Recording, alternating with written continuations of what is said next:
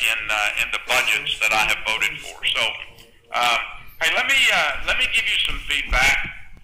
Over 51% of you tonight said that this is your very first time participating in one of our telephone town hall meetings, and I am really pleased with that. I'm glad that folks consider this a viable and meaningful way to communicate, and we're going to keep doing them as long as you folks like them, and as long as we get folks to participate, we're going to keep doing these. So I appreciate it. Hey, if you want to ask a question, press 0 on your keypad. And I know some of you are saying, why does he keep saying that? The reason why is because throughout this call, remember, we're calling about 80,000 people. And so we keep getting new people throughout the call. So I have to let the new folks know how to get into the question queue. Press 0 on your keypad if you want to ask a question. That'll get you there. And if you want to subscribe to our email newsletter, just press 7 on your keypad. I want to ask you another question, and then we'll take another caller. Here's a question for you. Given the fact that the Supreme Court has now upheld President Obama's takeover of health care, do you think Congress should work to repeal and replace it? If your answer is yes, press 1. If your answer is no, press 2. Let me ask you again. Given the fact that the Supreme Court upheld President Obama's takeover of health care, do you think Congress should work to repeal and replace it? Press 1 for yes, press 2 for no.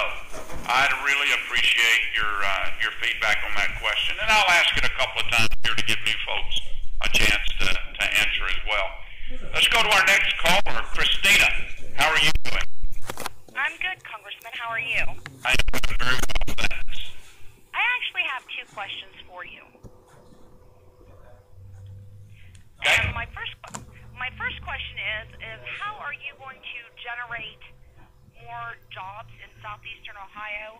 And my second question is I would like to know how Supreme Court judges the new Obamacare constitutional.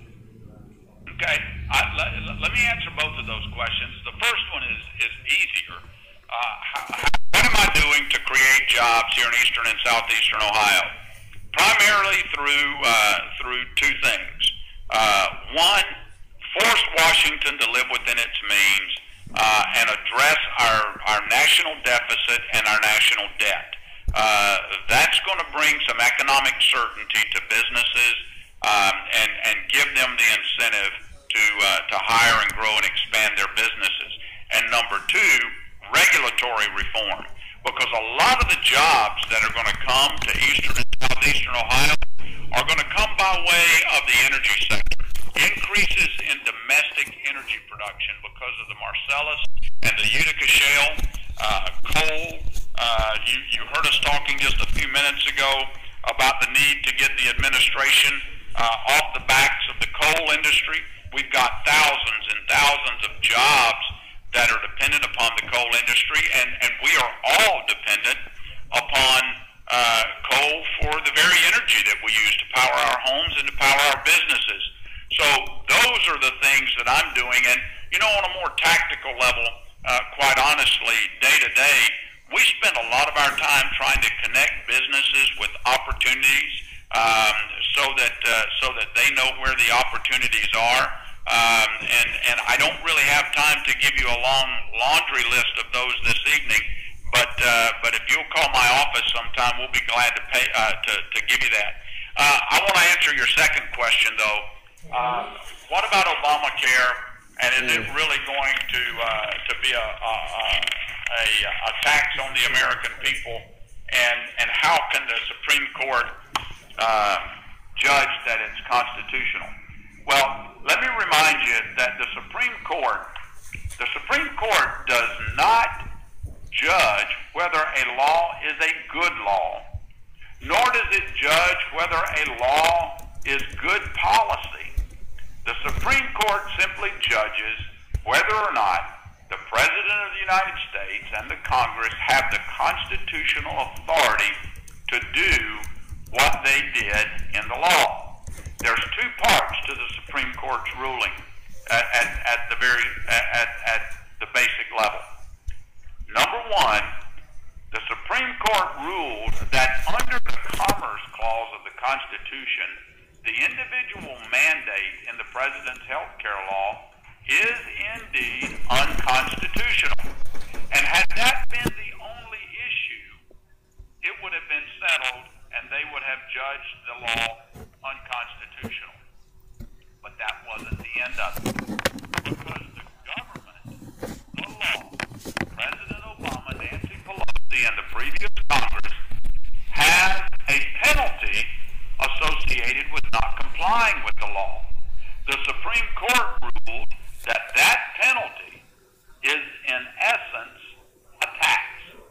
They said, you know, my mama used to tell me if it looks like a duck, walks like a duck, quacks like a duck, then it must be a duck. Well, that's what the Supreme Court said. If it looks like a tax, if it's implemented like a tax, if it's treated like a tax, then it must be a tax. And so the Supreme Court ruled that the individual mandate is indeed a tax. And it's one of the most onerous, one of the largest tax increases on the American people in American history. Let me give you just a few of the kinds of taxes that are in that law. There's going to be over $13.2 billion in taxes generated from flexible spending accounts.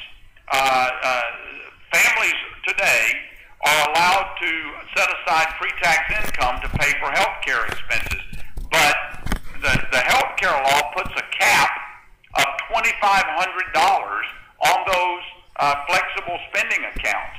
That means that those families that previously had been putting more aside into those tax-free accounts are going to pay higher taxes. There's going to be $5 billion raised by prohibiting Americans from using pre-tax dollars from those health savings accounts to buy non-prescription and over-the-counter medicines. You won't be able to do that. There's going to be $60.1 billion in new taxes on those companies that provide health insurance. That takes effect in 2014. Probably one of the biggest taxes on the American people in the law is $123 billion in new taxes from a new 3.8% surtax on investment income for households making at least $250,000 a year, or single filers making $200,000 a year or more. Now, guess who those folks are?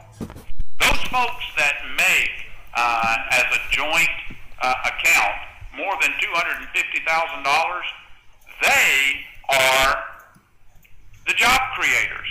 Many small businesses in America are subchapter S type of businesses, and they get their income through pass-throughs in the personal tax code. So they're going to pay higher taxes. So the bottom line is Obamacare is going to increase taxes somewhere in the vicinity of $800 billion over a 10-year period. It's going to be a bad thing for America. And there's a lot more about Obamacare that's not good. We're not going to be able to keep our same doctors. We're going to have health care decisions being made by unelected bureaucrats in Washington, D.C., and I can tell you that we're going to continue to work hard. In fact, let me ask you that question again for those folks that are new to the call. Given the fact that the Supreme Court upheld President Obama's takeover of health care, do you think Congress should work to repeal and replace it? Press 1 on your keypad for yes. Press 2 for no.